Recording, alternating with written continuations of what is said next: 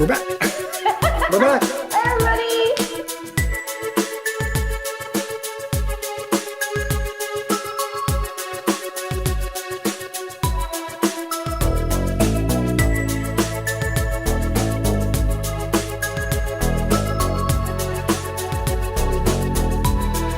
All right, David, you want to do one? Yeah. So David Bartolini is asking, will there ever be a rarities soundtrack songs or B-sides album? I don't know. For me, whenever I buy those things, I think, yeah, there's a reason that this wasn't released. Because For sure. they're not good enough to be released. You know, that's so it's not stupid to have held them back. I don't know. So I don't know. What do you think, John? Well, that's funny because back, when we were making all of the stuff we did on the first two records,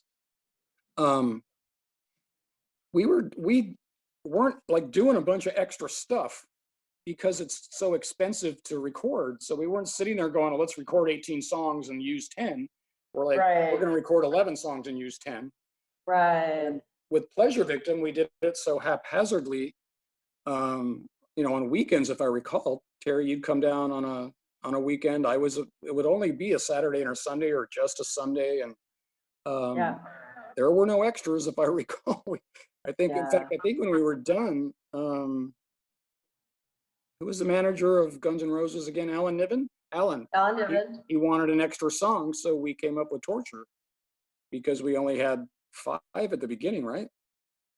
So Okay. I don't know how much extra stuff we Have. laying around. We'd have to dip into Fahrenheit and dip into stuff that's really not necessarily No, we Berlin. have a lot of demos, and you have some great demos that I remember. Maybe any of those might be interesting because there were a number of songs that we just either, like you said, we didn't have the money to keep making songs, so we Right. just picked the best of what we had, 10 or 11. And then, like you also have said, when you move on to another album, you don't usually go back to what you didn't do. You usually write fresh because you're a different person. It's a year or two later, Right. and you just keep writing more. And you, my friend, are so prolific. I don't know if people have heard this, but on this last record, on Transcendence, we wrote the songs and we're trying to start, we were recording them, and he comes in one day and says, wait, but I've got 30 more, and I want you to hear some of these songs. They're really good. And I was just like, John, we just need to complete this album. But I was We excited. can't listen to any more songs. So you're just a machine, it's a problem that bands always want to have, is too much material. All that said, Sorry. we do have some stuff that was not released. Oh, we do. No, just not a lot We've to got make a some whole stuff. thing. So I'm not sure that there's a whole album's worth, but if we Right. slow it down, Well, we have a track. Harry, What? Do you have a copy of the song "Still Life" we did in England? Ooh, I remember. Still life, Yeah, that was- surrender. That was when you met Michael Hutchins. Yeah. Still life, And we have it. surrender. We have That was a good Attraction, song.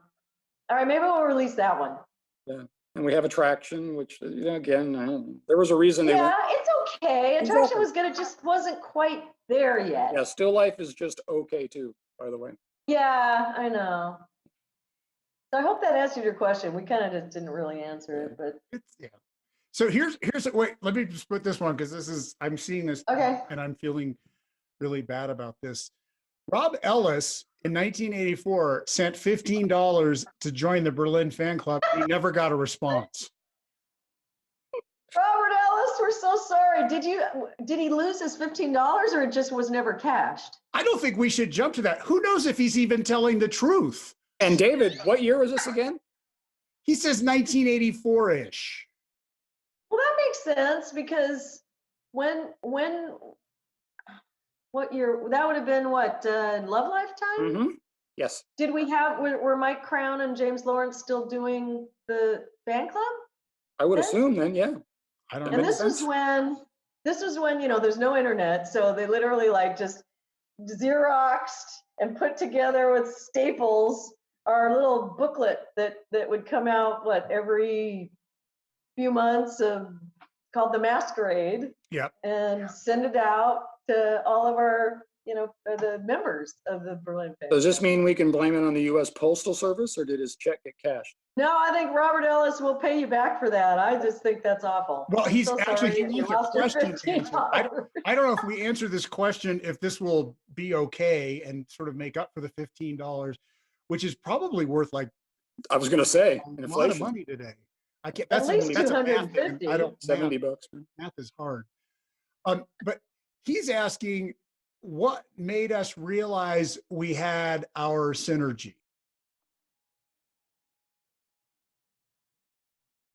The music. The music. I mean, I liked you guys. It was pleasurable to work with you, but the magic is in, the proof is in the pudding. And the magic for me was listening to this music and playing it for other people, and they're like, wow, what's that? That's good music. It just grabbed people right away. And that's synergy. That's when the talents of the group are creating something better than we could do ourselves. I can tell you, for me, it was the same back then as it is now. If I'm going to do something musical by myself or with anyone else in the world, I approach it with a certain amount of hesitation, and concern, because I'm not sure that it's going to work. I'm not sure what it's going to sound like. For me, when the three of us work on something, it brings something out in me as a musician that nothing else brings out of me. So I do things that I would never have ordinarily done. I respond to, John's, the songs that he brings out. I respond to them differently. They kind of just somehow bring something out in me. And that, to me, I recognize that. I mean, I knew that back then, but I definitely recognize it now after we went so long without working together and start working together and feel like, wow, it just, I mean, there were some bumps to get over, but it just clicked again, and live it clicks. And I've never had that with other musicians in my life. So that's to me how I know. What do you think, John? When you were saying that, David, I went back to my my analogy of a marriage, because I kind of see in relationships the idea of the complementing, the person filling in places where you need support, and that's so positive. And I think we do that for each other. What you both add to what I might start with is something I would never do on my own. And it always elevates it to a place that I couldn't do it on my own. So it is yeah, like you're saying, David, it is a synergy of the three of us does something special. Individually, for me, it's never been as special. I've written 2 whole CDs on my own, played every instrument on them, sang every song, and they're good, but they're not special. And as soon as you guys get a hold of the things that I start on, then that brings them to a whole new special place. Yeah. Well, speaking of that, John, this was an interesting question I never thought of. Brad Weber, thank you, Brad. Hi, Brad. Asked, what about Berlinizing songs from the Big F, like Dr. Vine or Gone Ancient? Because he says they're great songs, and wouldn't it be great if in the live show we played one of them? I think that's kind of an interesting idea, because I loved Dr. Vine, and I have no idea, I haven't heard it in a long time. So I don't know if we could actually make it a Berlin song with our band or not. But what do you think of that idea? That's funny. I have no problem with trying that idea. Did you do that again? The wow, the level of sheer volume and aggression in the Big F is crazy. So it would be fun to try. You think? Okay. I feel like this is a challenge. I feel like you're saying we could not do it. That we could not approach that level of aggression. Yep. Yeah, well, you know, Marshall on 10, SVT on 10, double kick drums, and beating the crap out of everything as hard as you can and screaming. Do you have any idea how loud this amplifier is? No, but I know how loud a Marshall is on 10 with two cabinets. Do you have any idea how heavy this amplifier is? David, Wait. David, I've got one for you. Oh, okay. Sorry. Well, Zon Tennyson. Thank you, Zon. Why does David Diamond play guitar now instead of keys as you started out in the band playing? Well, because I'm actually a guitar player. I started playing guitar and I played guitar before I played synth, and then went to synthesizer for Berlin back in those days and did that the entire time. But my natural instrument is guitar. So I think when we picked up again, you know, we had Dave in the band who was more than capable of handling all the keys. It was sort of superfluous for me to also be playing keys. So I just picked up the guitar and played the guitar. Yeah, Dave Schultz, our keyboardist, came from the Goo Goo Dolls and General Public, and he's not only a programmer, he's a classical pianist. I always want to say that slowly because people always say a classical pianist, a classical pianist. Pianist. Probably the most accomplished musician in our band. You know, technically, he's just brilliant. Anyway, so yeah, when David came in, it was wonderful to have him play guitar, and you seem to love it. I love it. Yeah. I love it. Absolutely. It's good because sometimes, because Carlton, our guitar player, plays in a few other awesome bands. So sometimes he can't be there for a show. So it's great to have the guitar backup. And then when he is there, I just have such a great time playing with him. And Yeah, Carlton Bost, our guitarist before David came in, and still, he also plays in Stabbing Westward and Orgy. And has been voted the sexiest man in rock and roll 10 years straight. For sure. The guy is just a consummate rock star. He wakes up looking like a rock star. He does. It's unbelievable. He stays up all night and still looks like a rock star in the morning. Mhm. wait, so I started to do this one from Glenn Sizemore. So we need to do this. He says, who are your greatest musical influences? I was a kind of a typical high school, college kid, just listening to Kiss and Aerosmith and Led Zeppelin and that stuff, and I loved that. But to be perfectly honest, then I heard the Sex Pistols, I heard the Clash, I heard the Stranglers. That music just hit me, and more importantly, the attitude of that music, which was emotion over talent, emotion over being a great. There was no limitation. You didn't have to be the best guitar player like Eddie Van Halen to get in a band. You're not restricted by that anymore. If you can get up on stage and beat the crap out of your bass as hard as you want to and just play 3 notes, then you can be in a punk band. And some reason that just like that. And then just through that, then I started listening. The next phase after that was the bands that influenced me musically were the darker Joy Division with Level Terrace Apart, Ultravox with Slow Motion, other bands, Susie and the Banshees, just all the stuff that was kind of darker. And that was the musical stuff that kind of led me into the love for the darker, pretty stuff that I wanted to do in Berlin. Yeah, I'm just getting so many memories from what he's saying, and playing off of that. I mean, that the first thing was seeing powerful women. I've said this a number of times.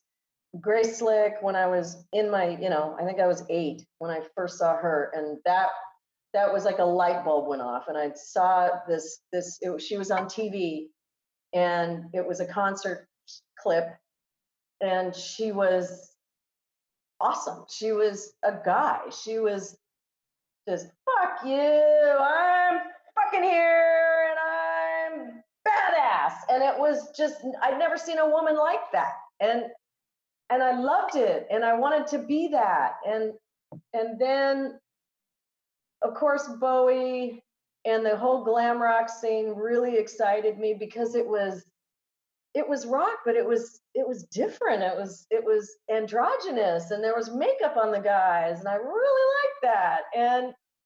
And they were sexy. And then, like you, John, I really started getting into the dark whole gothic scene. I loved it. I loved it, the mysterious, the Sisters of Mercy, and Susie and the Banshees, and Bauhaus. I just love that whole, it was hot. It was also like electronic, but it was rock, and it was dancing, and it was just great. Anyway, there's a lot more, but we can't go on forever. How about you, David? For me, kind of similar to what John was saying, I sort of grew up on Aerosmith and Elton John, and then also David Bowie. I think what connected me directly to Berlin, in fact, it's very strange because I can remember the moment that this happened. Being in my parents' car, and we were driving, and presumably it was KROQ that was on the radio, um, and a song came on that I thought might be like new Devo. It was called Our Friends Electric. And then I found out it was not Devo, it was some guy named Gary Newman. And I started looking into Gary Newman, and Gary Newman was sort of like my gateway drug into Ultravox and John Fox and OMD and everything else that was coming in from that genre. And that was when I knew, it's like, I want to do this. This is my thing. You know what's funny about that, David? I think we need to give some props here now that you mentioned that, because of timing. I have to give some credit to Dan Van Patten, the original drummer and originator of the band, one of them. I was lucky. He, for some reason, I don't remember why, he took a trip to London really early. I mean, this is before, I think, I'm not sure where Terry was at this time, but he came back from London with the first Simple Minds single. He came back with Electricity with OMD single. He came back with Speak and Spell by Depeche Mode. He had all these singles and albums that K-Rock wasn't even playing, or I don't even know if K-Rock was around. But I just had this, if that wouldn't have happened, I don't know what would have happened to me, because I was able to hear these things, and I fell in love with all of them. And we'd sit around his apartment, and he was playing me these things, and it was such a, like, oh my gosh. This was, I'm going to parties, hearing everybody yelling, Freebird, play Sabbath. I'm sitting in an apartment with my friend listening to Ultravox, and it was just like just wow.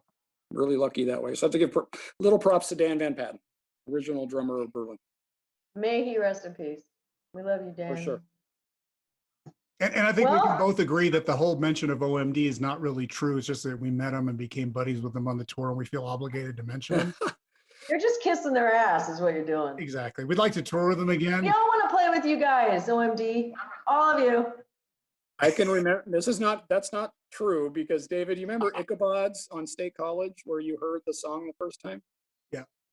Okay, well, I remember dancing to Electricity in Ichabods. So I was into OMD.